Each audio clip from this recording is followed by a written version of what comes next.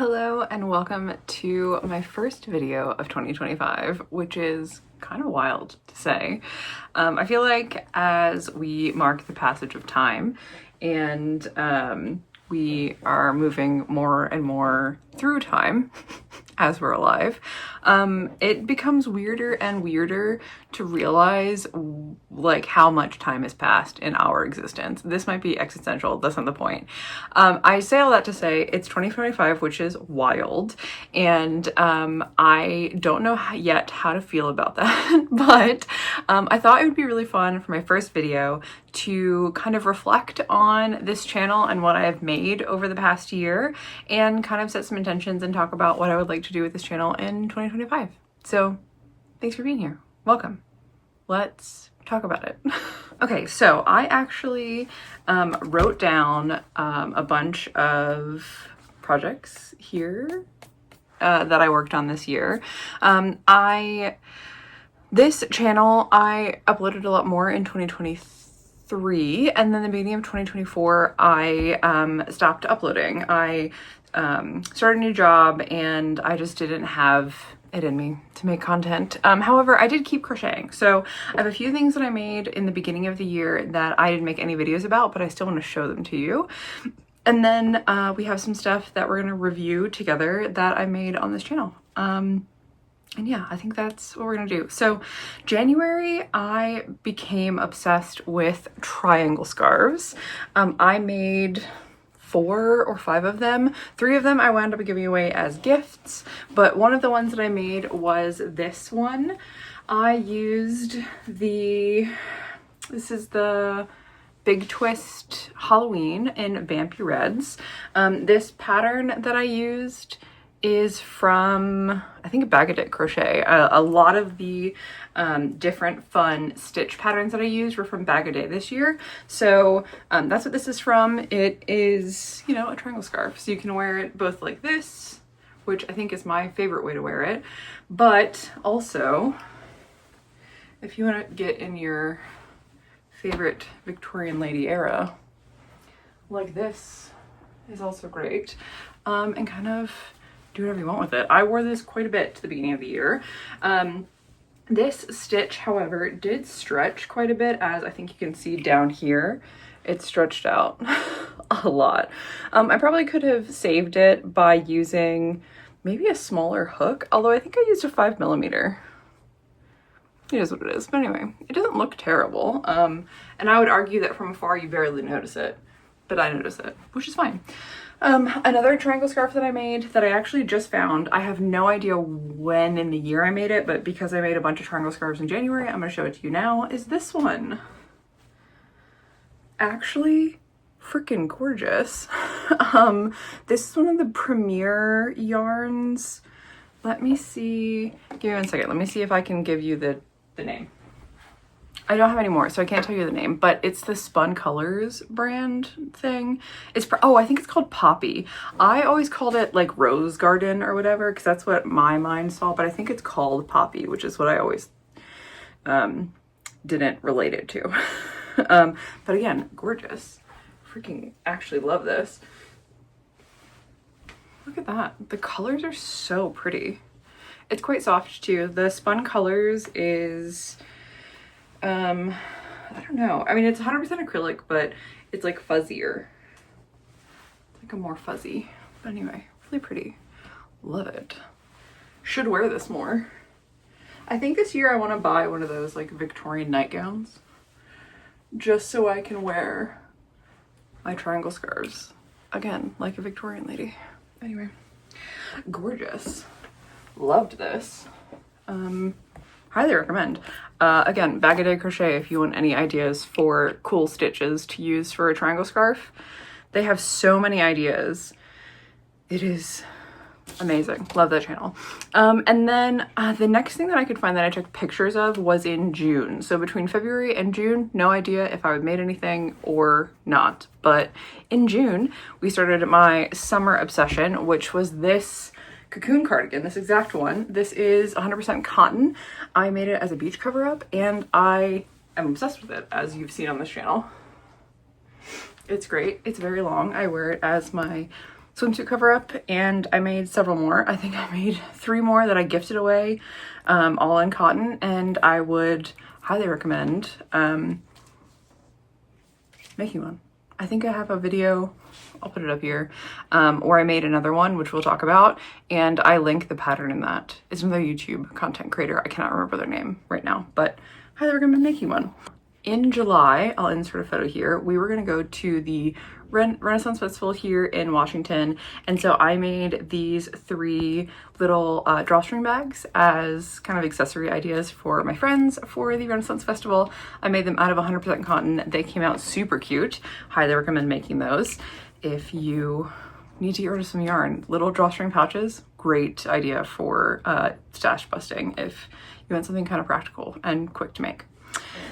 And then in September, we came back to the channel. So I think in September I had my first videos back, and some of my first projects that I did was I started my very first ever corner to corner blanket. I'll insert a photo here. That was with, again, the Vampy Reds, like I showed you earlier. And then I kind of just started using some stash yarns to work up that blanket.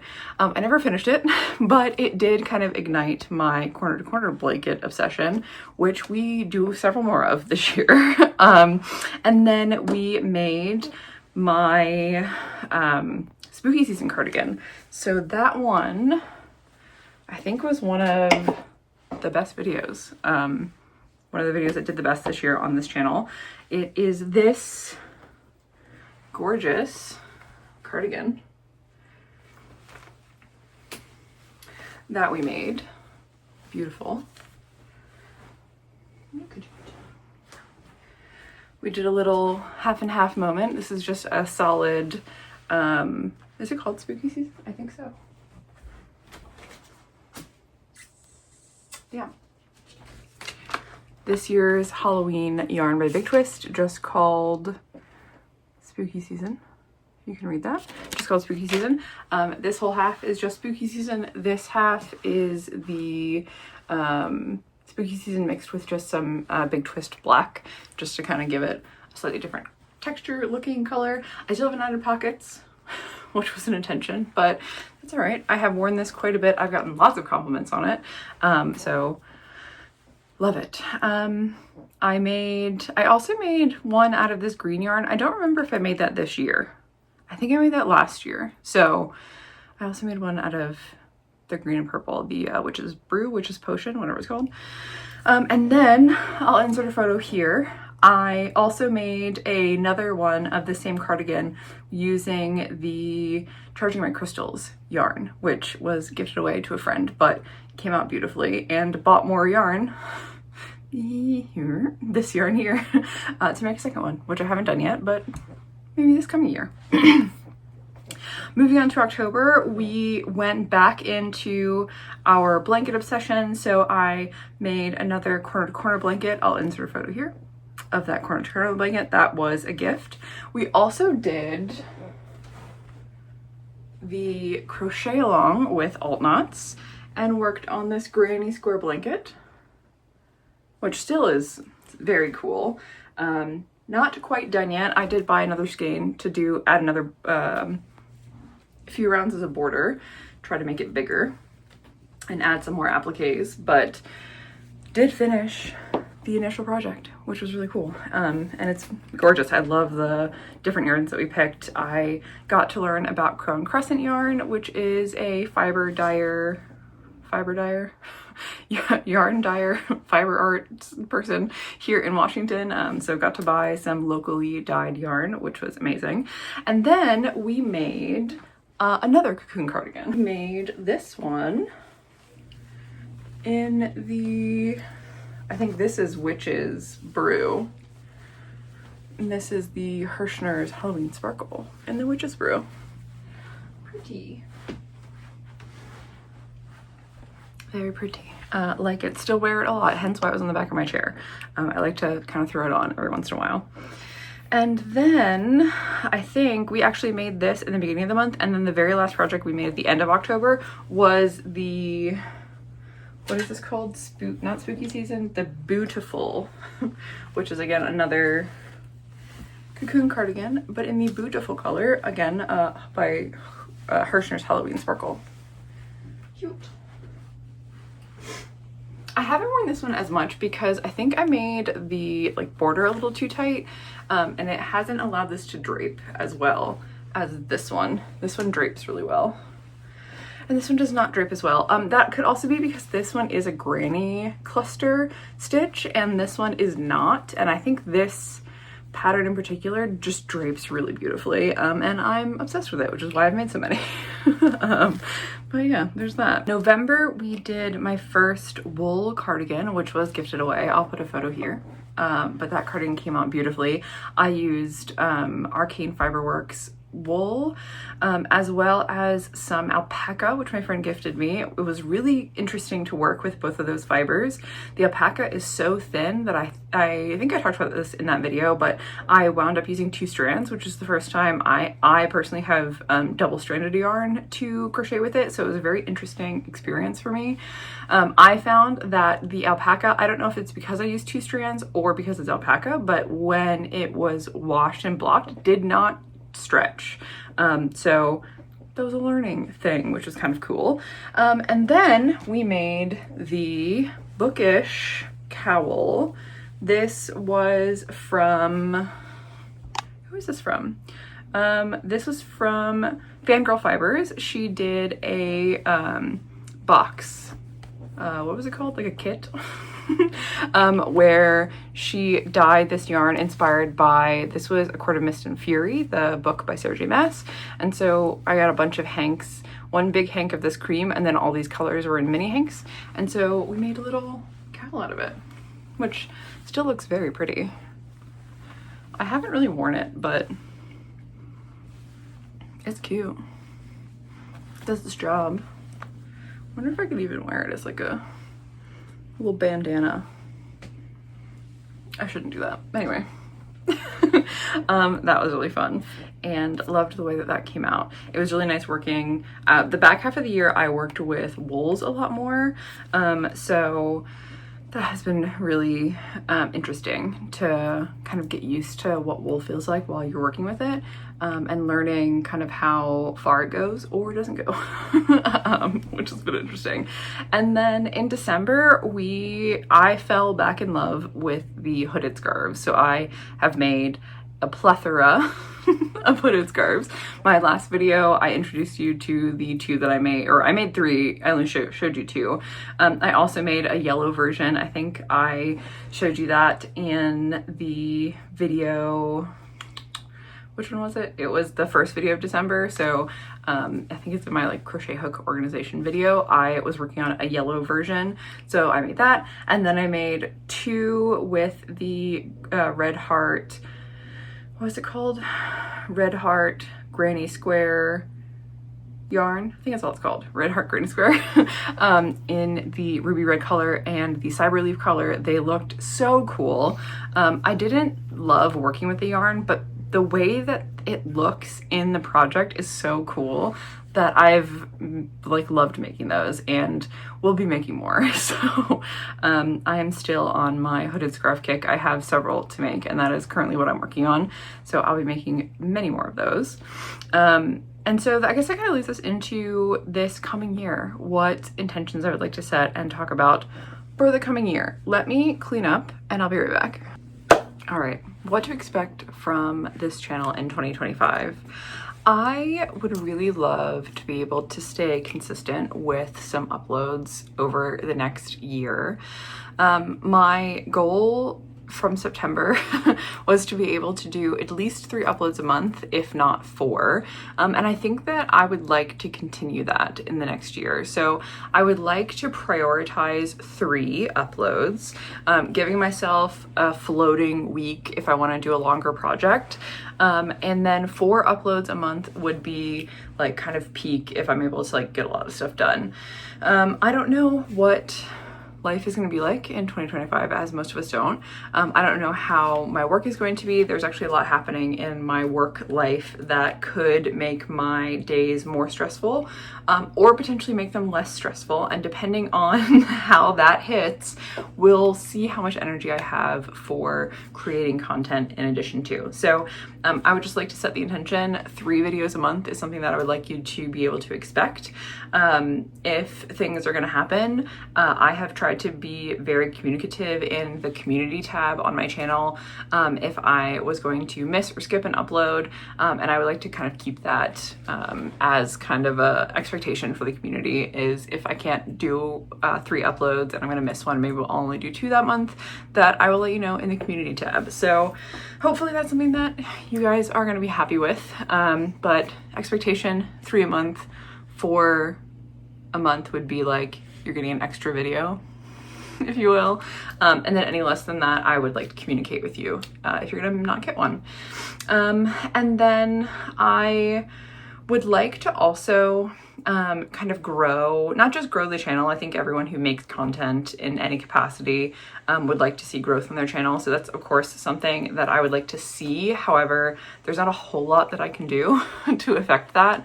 Making content that people enjoy and uploading on a regular basis are typically the things that most content creators are going to tell you to do.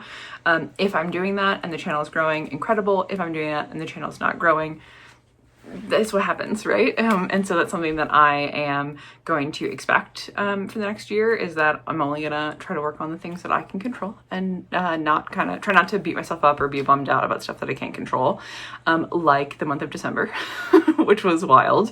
I kind of talked about this a bit in one of my December videos, but my viewership tanked in December really unexpectedly, and I have talked to some other content creators who I'm friends with who talked about that had been seen across all genres on YouTube, across all sizes of creators, and they think that it had something to do with, I think my partner and I were talking about it, and he was mentioning that it had potentially something to do with the algorithm and how they changed shorts recently.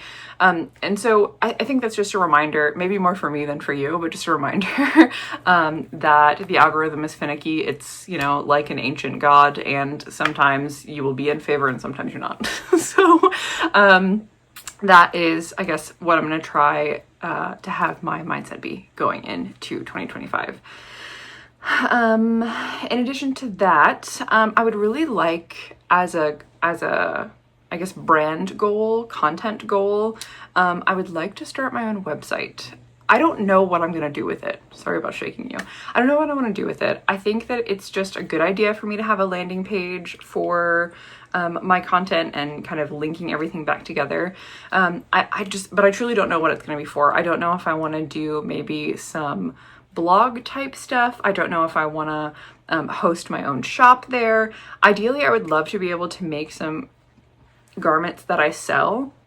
I do love making the garments. I love gifting them away, but also I like selling them, and not just for like the monetary aspect, but also because I think it's important that we always remember that we can make things and sell them.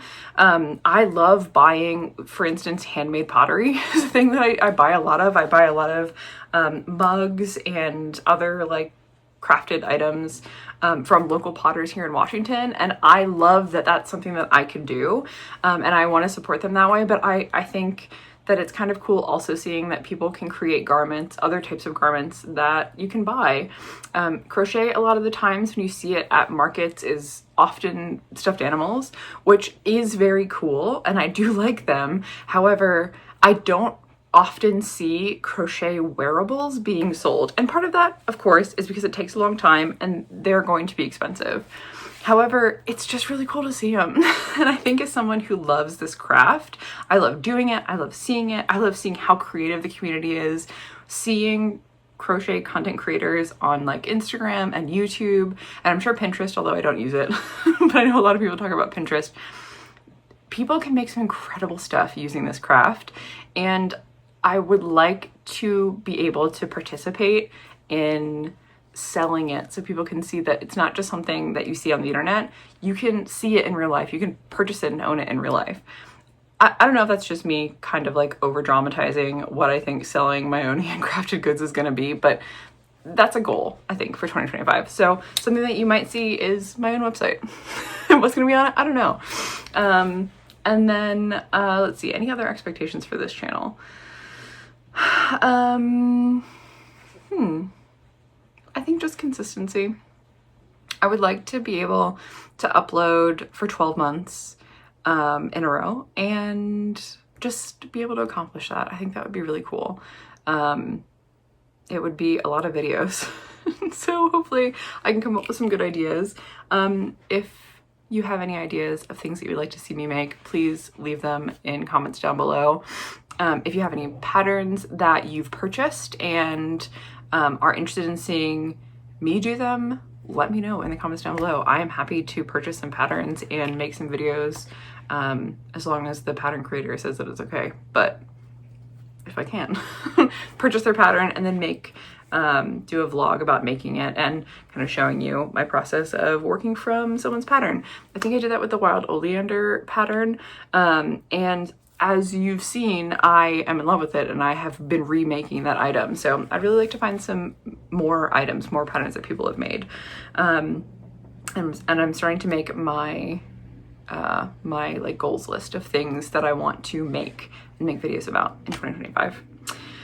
Okay, this was a ramble. I think I've said most of the things I wanted to say. Hopefully that made sense. Thanks so much for being here. I'm really excited for 2025 with this community, with the fiber arts community in general. And thanks so much for being so supportive. You all have been really great and I appreciate you a lot.